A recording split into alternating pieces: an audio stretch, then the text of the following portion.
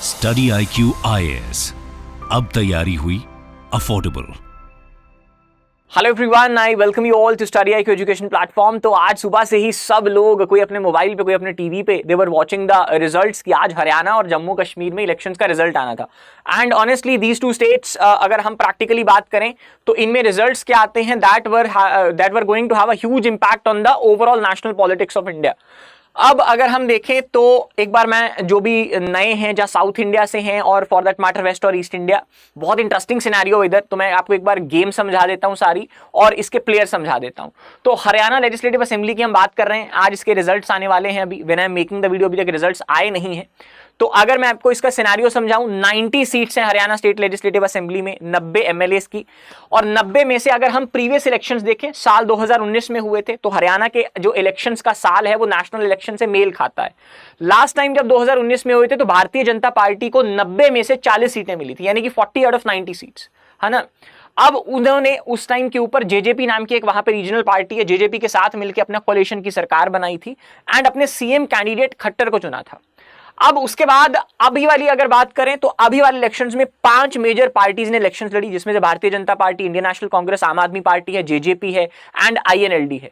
अब जब वोटिंग हुई थी तो वोटर टर्नआउट भी अच्छा खासा हुआ, क्योंकि यूजुअली क्या होता है, कई बार वोटर टर्नआउट कम हो जाता है तो हम वहां की जनता का जो रियल मोटिव है वो नहीं माप पाते। तो वोटर परसेंटेज हैज बीन 67.9%, तो उन वोट्स का आज रिजल्ट आना था। अब अगर हम सुबह का टाइम देखें तो सुबह के टाइम के ऊपर जो रुझान था वो अलग था। इनिशियली जब वोटिंग शुरू होती है, काउंटिंग शुरू होती है, तो कांग्रेस वॉज लीडिंग, लेकिन इमीडिएटली एक थर्स्ट आता है। अब उस थर्स्ट के पीछे के 5 मेजर रीजंस हैं जो एज अ पॉलिसी मेकर आपको भी समझने होंगे कि किस लेवल के ऊपर जाके आप मासेस को कल को कन्विंस कर सकते हो, या बीजेपी ने क्या करा जिससे मासेस कन्विंस हो गए, है ना। अब उसमें देखो, अगर हम सबसे पहले वोट शेयर को देखें तो BJP is also on 39.88%, and यही अगर आप कांग्रेस देखो, कांग्रेस भी 39 यानी कि 39% पे ही है। लेकिन इतने वोट परसेंटेज, जो वोट शेयर का परसेंटेज है वो दोनों का बराबर है, डिस्पाइट ऑफ दैट वोट्स में ह्यूज अंतर है। उसके पीछे कारण क्या है? 5 मेजर कारण है जिसके ऊपर बीजेपी ने प्ले करा। अब सबसे पहला, उन्होंने नॉन जाट वोट्स को कंसोलिडेट करा। तो हरियाणा में the game was between Jat and non Jat. तो जब 2019 था तो खट्टर को बनाया गया था, लेकिन बीजेपी को यह बात समझ आ गई थी। इसी वजह से during the last years of that tenure उन्होंने नायब सिंह सैनी को वहां का CM बनाया, और Nayab Singh Saini was a OBC MLA। अब OBC की अगर आप बात करो तो हरियाणा में 40% पॉपुलेशन इज OBC पॉपुलेशन, तो उन्होंने उनको टैप करा। साथ ही जैसे हमने एक आधी दिन पहले वीडियो बनाई थी, Dalits emerging as the king makers, कैसे जो अपने SC हैं वो एक रोल प्ले कर रहे हैं, though they are not a major main line party in India, but Bharat की सत्ता की कुर्सी नेशनल लेवल पे भी जिसको चाहिए होती है उनको उसकी सपोर्ट लगती है। साथ ही जो बीजेपी थी उन्होंने SC, जो वुमेन सेल्फ हेल्प ग्रुप्स थे या शेड्यूल कास्ट वाले लोग थे, उनको भी टारगेट करा। बट सरप्राइजिंग बात यह है, SC वोट को बीजेपी टैप नहीं कर पाई, लेकिन फाइनली जो उनका नॉन जाट में OBC वाला कार्ड था वो प्ले कर गया। अब सेकंड कैंडिडेट सिलेक्शन, तो बीजेपी ने पिछले वाली हार को देख के, या पिछले वाली आप बोल सकते हो कि कम सीट्स, यानी कि 90 में से 40 सीट्स बीजेपी की खुद की थी, इसको देखते हुए बीजेपी ने 60 न्यू कैंडिडेट्स को इंट्रोड्यूस करा। वहीं अगर हम कांग्रेस की बात करें, कांग्रेस ने अपने पिछली बार के जो 17 MLAs उनके ऐसे थे जो हार गए थे, उनको फिर से री इंट्रोड्यूस करा। दूसरा इसमें यह भी है कि ठीक है, वो अपना जो रेसलर हैं फोगाट, है ना, वो जीत गई है, बट सी एक होता है कि ग्राउंड लेवल से वर्कर का उठना, तो कांग्रेस पार्टी ने उनको खड़ा करा, ठीक है, दैट्स अ गुड थिंग भी, अच्छी चीज भी है, बुरी चीज भी है। बट एक कैंडिडेट सिलेक्शन में हम यहां पे ये बोल सकते हैं कि बीजेपी ने अच्छी कैंडिडेट सिलेक्शन करी, that also played a role. अब इसके बाद उन्होंने जो खट्टर थे उनको सैनी के साथ रिप्लेस कर दिया, क्योंकि खट्टर की वहां पे एक जो लोगों के बीच में परसेप्शन था वो एरोगेंस वाला बन रहा था। लेकिन यही जो अपने सैनी है उनके पास OBC वाला कार्ड भी था प्ले करने के लिए, एंड उन्होंने OBC का वोट बेस बीजेपी को लाके भी दिया।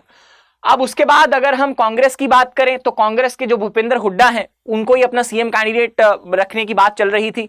उसी वजह से जो नॉन जाट वोट थी, because Bhupendra Singh Hooda represent the Jat votes in Haryana, वहीं से उनकी जो नॉन जाट वोट थी वो एलियनेट हो गई उनसे। अब तीसरी अगर बात करें डेवलपमेंट कैंपेन्स एंड स्ट्रैटेजी, तो बीजेपी ने अर्ली जनवरी में ही एक कैंपेन चलाया था जिसका नाम था मोदी की गारंटी वैन। अब ये मोदी की गारंटी वैन गांव-गांव में जाती थी, वहां पे जाके जितनी गवर्नमेंट स्कीम्स चल रही हैं उसके बारे में लोगों को बताया जाता था। मोदी गवर्नमेंट ने पिछले 2 साल में हरियाणा में डीबीटी यानी कि डायरेक्ट बेनिफिट ट्रांसफर, जो भी सरकारी स्कीम चल रही है उसका लाभ आपके अकाउंट में डायरेक्ट आएगा, उसके ऊपर फोकस करा। एंड फाइनली हरियाणा में जीटी रोड्स की डेवलपमेंट बहुत करी। तो जो इनको ये तीनों चीजें, डेवलपमेंटल वर्क्स भी, क्योंकि कैपिटल एक्सपेंडिचर जब आप करोगे, कैपिटल लेवल पे डेवलपमेंट करोगे, so that is also going to pay off, वो भी दिखा। उसके बाद अगला, अगर हम पॉलिटिक्स को समझे तो जो उनकी जो ऑपोजिशन है वो बहुत फ्रेगमेंटेड थी। उसी वजह से you are able to see कि ऑपोजिशन फ्रेगमेंटेड है, BJP was on one side, दोनों का vote share is almost equal, almost around 39%। Despite that जो सीटों की जीत है उसमें there is a huge difference. अब फ्रेगमेंटेड ऑपोजिशन की बात करें तो कांग्रेस और आम आदमी पार्टी जहां नेशनल लेवल पे ये इंडिया अलायंस की अंदर लड़ रहे थे, वहीं इन्होंने अलग अलग कंटेस्ट करने का सोचा। उसके बाद जो इनके पहले के अलायंसेस थे, जैसे आईएनएलडी बीएसपी के साथ, जेजेपी के साथ, आजाद समाज पार्टी के साथ, उनके बीच में भी स्प्लिट आ गया, जिससे कि जो बीजेपी को वोट शेयर था वो चला गया, है ना। अब उसके बाद न्यूमेरस इंडिपेंडेंट कैंडिडेट्स भी थे जिन्होंने और ज्यादा ऑपोजिशन को फ्रेगमेंट कर दिया। अब उसके बाद जो इफेक्टिव पोल मशीनरी थी, इफेक्टिव पोल मशीनरी का मतलब कि बीजेपी ने इस वक्त जो इलेक्शन रैलीज थी, जिसको हम बोलते हैं कि भाई क्या मॉडल कोड ऑफ कंडक्ट होगा, क्या इलेक्शन, क्या कौन कौन से आपके स्टार कैंपेनर्स होंगे, उस पे भी बीजेपी ने खास ध्यान दिया। तो ऑलमोस्ट अराउंड 150 रैलीज उनके द्वारा कंडक्ट करी गई थी। प्रधानमंत्री मोदी, अमित शाह ये खुद गए as a star campaigners during the Haryana elections.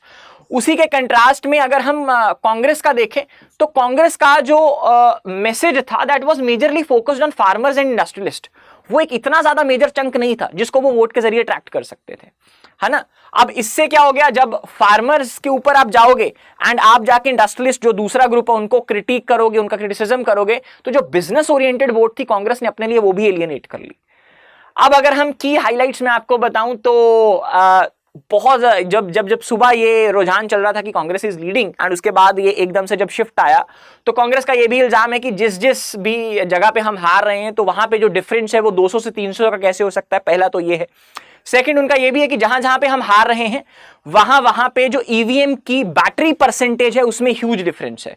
For example उनका कहना है कि 12 से 14 सीट्स में हमें टेम्परिंग का शक है, ईवीएम बैटरीज जहां जहां 99% है, और कांग्रेस उन सीटों पे जीत रही है जहां पे ईवीएम की बैटरी का परसेंटेज है 70%।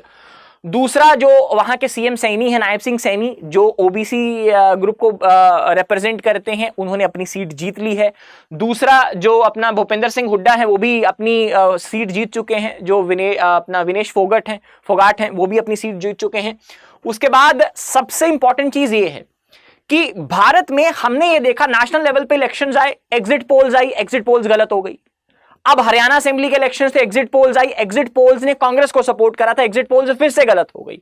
सो क्या हमें भारत में अभी एग्जिट पोल्स का ही एग्जिट करवा देना चाहिए? If you want video on this, ये भी बहुत एक इंटरेस्टिंग टॉपिक है कि एग्जिट पोल्स का जब कोई लॉजिक ही नहीं बन रहा, every time they are getting reversed, जो ये बोलते हैं उससे रिवर्स हो जा रहा है। हमने यही चीज देखी, क्योंकि this time national politics also they were saying अब की बार बीजेपी 400 पार, but the thing happened reverse. उसके बाद हरियाणा में they were saying Congress is having a clean sweep, 60 के ऊपर सीट होंगी, बट वो फिर रिवर्स हो गई। सो क्या एग्जिट पोल्स का ही एग्जिट करा देना चाहिए? If you want video on this, do mention in the comments. Also to get more updates like this you can message me on GS_Gill UPSC, ये मेरा टेलीग्राम चैनल है, मैं यहाँ पे वीडियोज अपलोड करता रहता हूँ, so you can subscribe to that. So that was analysis for today's video. Thank you so much, see you guys in the next one.